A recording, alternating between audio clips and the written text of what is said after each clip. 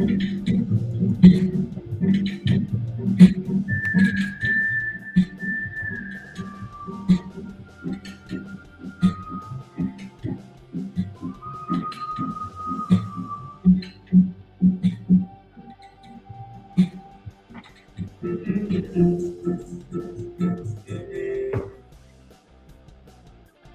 is episode 518 on the 9th of May 2022. The question that is in everybody's mind is, do we learn and improve, or is learning and improving from your past errors, mistakes a myth? Well, human beings are human beings and therefore they make mistakes. We don't expect digital devices to make mistakes or artificial intelligence connected devices to make mistakes because they're not human beings. We expect human beings to be perfect. We want everyone to do the job, which means errors are seen as weaknesses. Is that true? Well, if you look at from the perspective of a sports athlete, we expect the likes of PV Sindhu, Kidambi Srikanth, Saina Nehwal, Sania Mirza, and all the other athletes who are part of various competitions to win gold every time. And if they don't reach the gold level match or a match where they can at least win a silver medal, if not a gold medal, then we say, why has the sports authorities spend millions on them or lakhs of rupees on them when they don't improve from the last match? So every time a PV Sindhu loses out in the semi-finals of a badminton championship, we think, why is that happening to this particular athlete? Has this athlete not learned and improved from her past matches? Has she not understood how to tackle a particular opponent having faced them before? Well, if we expected this particular athlete to win every time and reach the finals and get a gold medal like Neeraj Chopra did 6 7 months ago, and then expect him to repeat this feat in other competitions and say that you cannot slack, you have to raise the bar, you have to keep going up, which means though you've got the gold medal, you cannot take the graph down. That's something that, in a lot of ways, baffles me.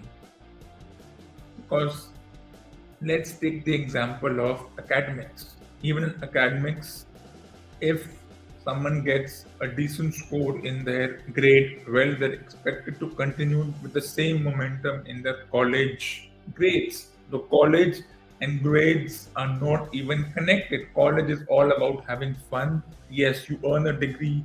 There is the new education policy 4-year program and the option to pick and choose your courses, but college is not about courses. College is, I think, the skill in college is interacting with individuals, which is not possible in school, because in school we have a very close environment where children are protected from situations, whereas in college you have to tackle those situations on your own. And that's the difference. And then have teams learned and improved in this particular competition. This is how the graph stands, the points table stands, which means the likes of Hyderabad, Punjab have to do something special in the last 3 matches, which means Delhi, Hyderabad, Punjab, and Calcutta have to do something special in the last 3 matches to even have some idea of making it to the semi-finals. Can they do that? Will they do that?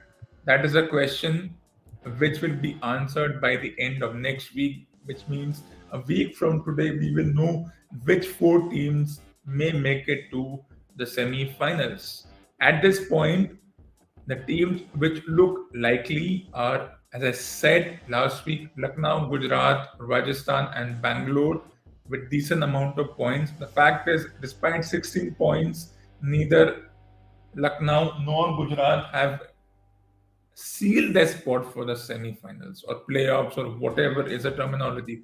But let's get cracking with tonight's match in the Indian National T20 Domestic Cup, in the match between Bombay and Calcutta, which means Bombay doesn't have a chance. As you can see the points table, Bombay doesn't have a chance. Chennai doesn't have a chance. Or if Chennai win the last three matches, they go to 7 points. Calcutta win their last three matches, they go to 7 wins, 14 points. But it's too unrealistic. So for Delhi, Hyderabad, Punjab, and Calcutta, it looks difficult. So maybe Delhi has a chance. They have to win the last three matches. But in this Bombay Calcutta match, once again, the team has made the same error. Have they learned and improved from the errors of other teams that winning the toss and bowling first is an error which will come back to bite you? You will have to. What if Calcutta manages to make 190? Will Bombay be able to chase down 190? We have seen how teams have lost chasing 190. A few teams managed to win, but most teams haven't got ahead or haven't crossed the line. As we see the first over, Venkatesh Iyer and Daniel Sams, who bowled that last over, which defended 9 runs, as Sams steams in to bowl to Venkatesh Iyer. Top edge, and this one has been well fielded by the fielder. It was nearly a catch. So 5 balls, 3 runs in the first over, and once again the question is, why is not Bumrah bowling the first over? Well, that's a question which let's leave it to the team management. For me, it doesn't make a difference if Bumrah comes to bowl in the 10th over of the match. It really doesn't make a difference. Of course, get your best bowler or your best athlete to come and bowl or do the job. That let's leave it to the wisdom of the team management, the captain, and the individuals who decide this. Let's leave it to them. But this match for Bombay, it's all about making sure that they end on a high. For Calcutta, it's about making sure that whatever ups and downs they had, have they learned and improved from those ups and downs, or will it be an illusion? Last year's finalists may not make it to this year's semi-final also. Of course, mathematically, a lot of teams have a chance, but I don't believe in this mathematical thing because that's absolute hogwash and gibberish. There is no mathematical thing. As I said, the 4 teams who will make it, with the exception of Delhi trying to make a mess of them, Rajasthan, Bangalore, Gujarat, and Lucknow, which means 3 out of the 4 teams may win their first championship. Rajasthan is looking for its second championship in 14 years. And you might see Lucknow versus Gujarat even in the finals. You never know. Because if you finish in the top 2, as the rule of this tournament is, you get a second chance. If you lose your first semi-final, then you play. There are 3 semi-finals or qualifiers or eliminators or whatever you may want to call it. But that's something we cannot know. At this point, Gujarat, Lucknow, 16 points. Still, I'm baffled that there is no qualification in front of them after 16 points if you cannot get the qualification. But there is still going to be up and down for the team. Tomorrow, the match is between Lucknow and Gujarat, not their first match. These 2 teams played in the first match, so I don't know why everyone gets excited. They have played before. So this is their second match against the other team, but they know what to expect. Both teams are on an even keel.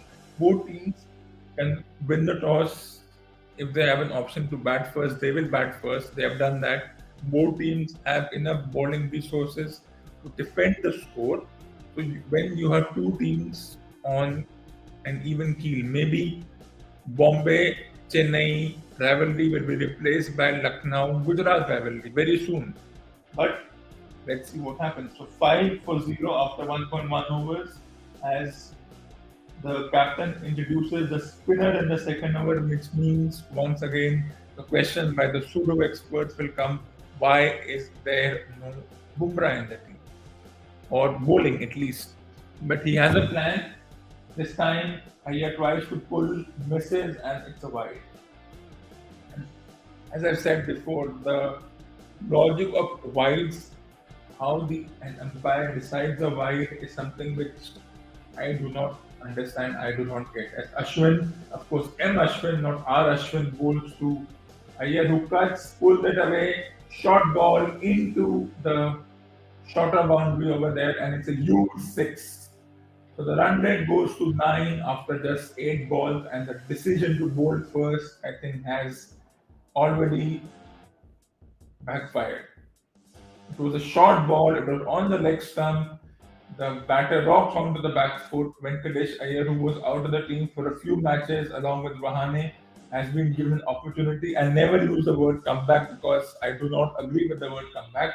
As we get ready for the ninth ball of the match, so far no extras given, and this time through the gap but well fielded. As I said in my last episode, where I said these are going to be the teams for the World Cup, Venkatesh Iyer is in my team. Maybe not as an opener because there are plenty of openers, but as an all-rounder, yes. Maybe number 5 and 6, definitely. As Ashwin on the pads and nicely defended because these balls can easily beat the fine leg fielder and go for 4 runs. So far, such balls have not eluded the fielder, and after 10 balls, it's 12 for 0 at a run rate of 7.2. But he's bowling that middle and leg line once again, bowls that line but straight to the fielder, no run. So far, despite the 6, it's been a good over by the spinner, and maybe we'll see Bumrah bowl the third over of the match.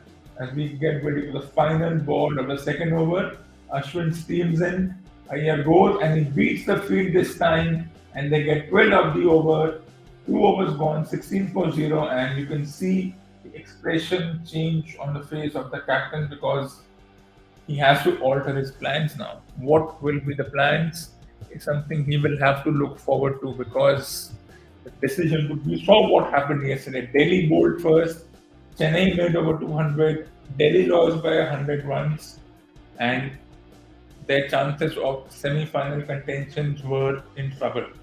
If Calcutta get to 200, they can. They have the team. They have the pedigree.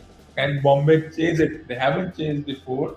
They did chase 160 in the last match in the match, but they defended 180 in the consequent match. So let's not get carried away. Winning the toss and bowling first is almost as good as not learning and not improving. As Sands bowls the third over and straight to the fielder, Rahane fields.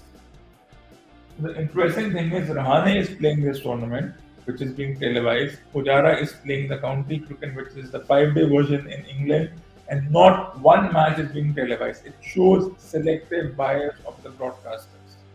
Is it the advertisement? Is it the revenue move which won't come? Is it the deal they have with the broadcaster that you can't televise such matches? I don't know what is it, but it's a poor decision not to televise those matches, even if it's 7 hours long.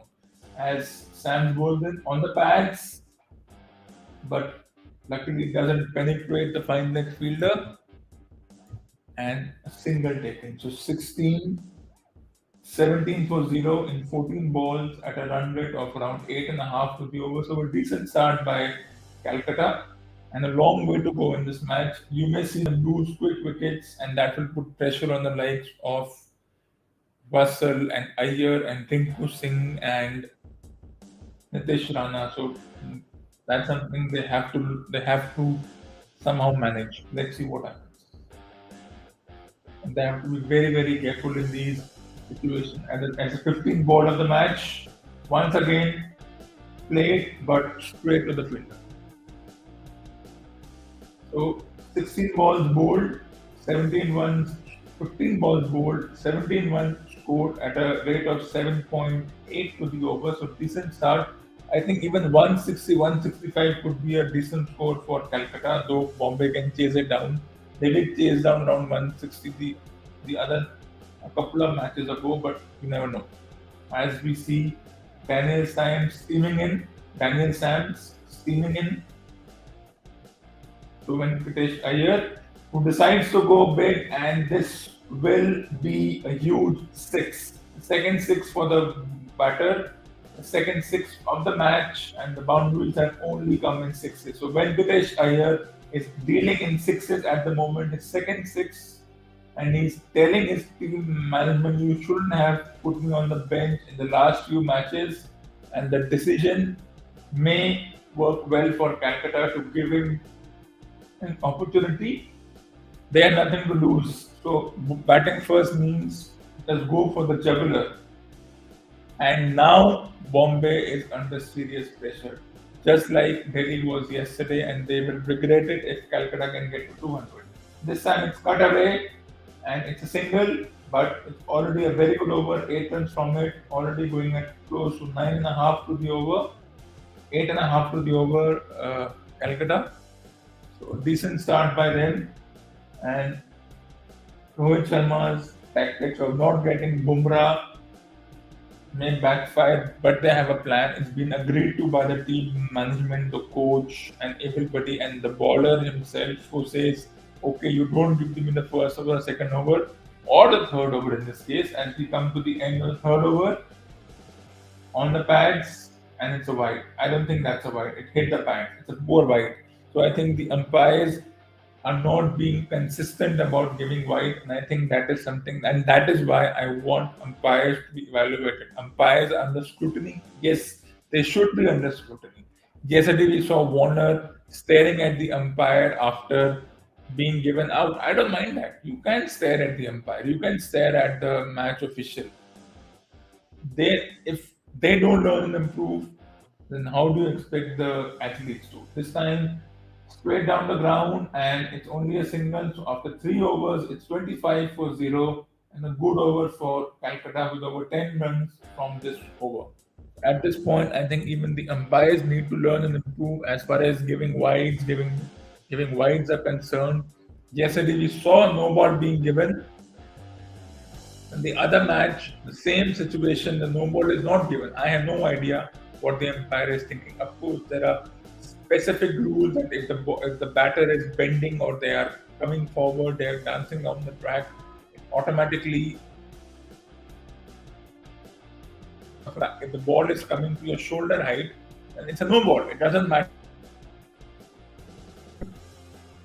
The umpires have been poor as far as giving wides are concerned. And yesterday we saw umpires call in case of David Warner. It could have gone either way. Had David Warner been given not out, the Chennai team would have gone for the review. It would have stayed at the umpire's call. The umpire decided, okay, this time, in my viewpoint, it's out. And Bumrah bowls this time, and then it's cut away by Rahane. Beautiful shot, just a delicate touch, and it goes to the boundary. So it's 30 for 0 after 3.1 overs. And I can say with assurance that Bombay are in trouble as far as this particular match is concerned. They are indeed remain for tonight's program. This was a good delivery, but the batter is smart. He knows how the bowler bowls. They have been teammates for over 3-4 years, so they know how it works. And Rahane once again defends well. So 3.2 overs, 30 for 0 at 9 runs per over. And it's one of those situations which can go either way. You may see a batter get out, couple of batters get out. Calcutta could be 40 for 4 in 6 overs, or they could be 60 for 0 in 6 overs. If that happens, then I don't see Bombay winning this match. If Calcutta get to 200, they know they have the bowlers do the job. And can Bombay chase down 200? Because I see score between 180 and 200 happening. Too early to say. Calcutta can be bowled out of 130 also, but still, I'll put my eggs in the basket and say that Calcutta has a chance of making between 180 and 200 already.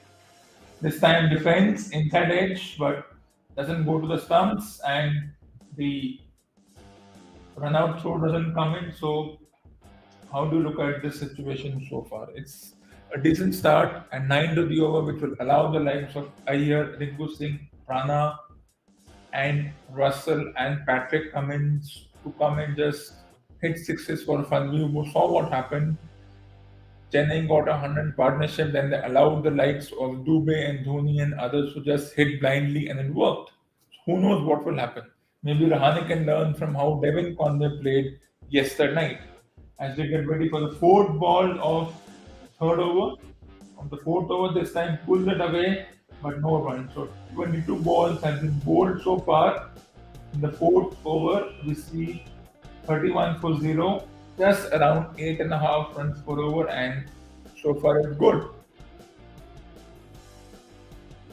Will it be Calcutta getting out for 140? Will you see Bombay chase 200 like Delhi chased 200 yesterday? You never know. Of course, decision to bowl first, according to me, has backfired. As Bumrah steams in, once again, a swing and a miss by the batter. When luck doesn't go your way, the edges don't go your way. Could have easily edged and thrown off the keeper. Could have easily edged and gone to the keeper. You would have said, "What a beautiful delivery by Bumrah." But when you miss, you miss. Could have easily gone to the stumps. But when you miss, you miss. It doesn't go in the favor of the bowler, and the captain has all those expressions reserved for the camera. As we see, the final 7 balls getting ready. As Iyer plays it away, but it's a decent over despite the 4 runs. There's 5 of it, 4 gone, 31 for 0. So a decent start by Calcutta so far as we get ready for the final over of tonight's program. And have the team learned and improved? I think after 31 for 0, that was the major talking point of the captain, and we do not have opening combinations or opening starts. We've tried so many combinations, and I feel bad for someone like Babar Indrajit. He would have been a great batter for India, but he doesn't get a chance. So many decent batters are sitting and just playing those domestic matches where they don't even get 1/10 of what they get for this tournament, which is, well, it's discriminatory and it's selective bias. You will not see Ranji Trophy get the kind of attention that this tournament does. This tournament finishes in 3 weeks' time, and Ranji Trophy starts a week after that, which means the players discarded will go to Ranji Trophy. The players selected for the national team, especially the Indian team, will go and play the tournaments, and then it will be all forgotten that that tournament is even going on. Maybe I'll talk about it, but the way the tournament has been going on for so long, there's that feeling that the tournament doesn't have that kind of pedigree. The Indian Cricket Board doesn't want to spend 1 rupee on that tournament. As we get ready for the final over of tonight's program, so it's Daniel Sams to bowl his third over, I suppose. He doesn't have to defend, so he's safe. I would have brought in another spinner at this point in time. As we see Daniel Sams steam into, it was actually merited to get the chance. And you bowl at 135, you get smashed at 200. So, Venkatesh Iyer comes down the track and smashes Riley Meredith, a future Hall of Famer for Australia, for a boundary. And problems continue for Bombay. The decision to bowl first has gone, well, it has gone all wrong so far. As Iyer, who has nothing to lose, plays this one over the top, doing exactly what Devon Conway did yesterday night, and the fans in the arena are getting all excited. Well, this is going to be a deja vu of yesterday's match, that I can tell you this much. 4 balls remain for tonight's program. As you get ready, Meredith bowls. This time goes, and this one has gone into the crowd, into the fine leg. He scoops his ball away, and 135 kilometer per hour delivery has gone into the fine leg boundary for a beautiful 6. So Iyer, well, they were missing Iyer in the last couple of games, and now they will say, why did we not play you? Of course, you can call this a comeback, call this a return. I don't know why is that a term, terminology being used, but you can see the expression on the face of the captain. What have I done? Why am I bowling first? But we saw what happened. Bombay got off to a decent start, and then between overs number 7 to 16, there was a collapse. You never know, that may happen. We need a bowler to pick up the collapse. This time he pulls it away, and that's nicely fielded. So 4.4 overs and at 9 runs per over, Calcutta find themselves in a very, very good position. And 200 is on the cards for Calcutta.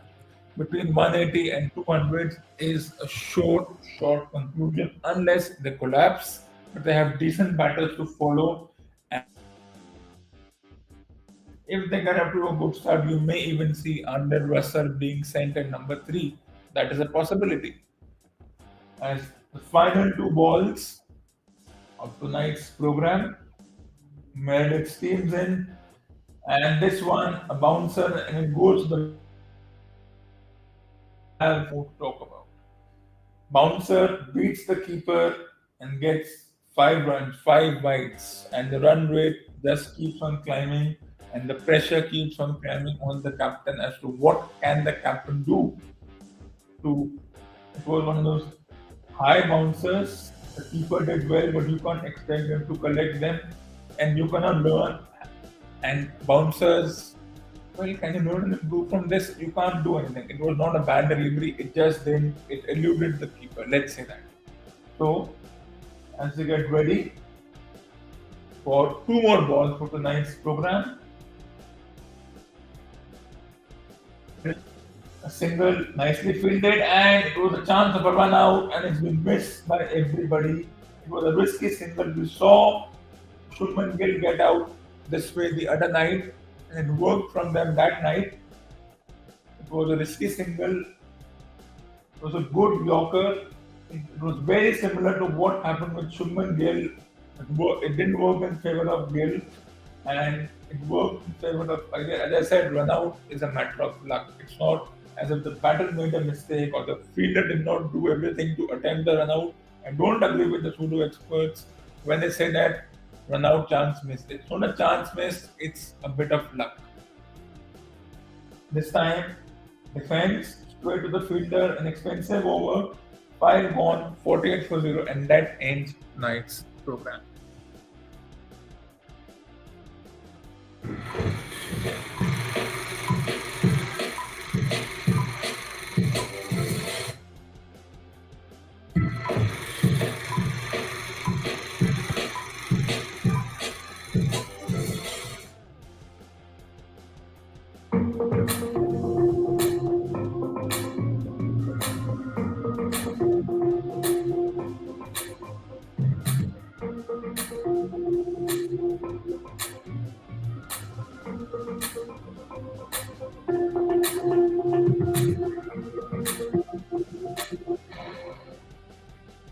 So this ends episode number 518 on the 9th of May 2022.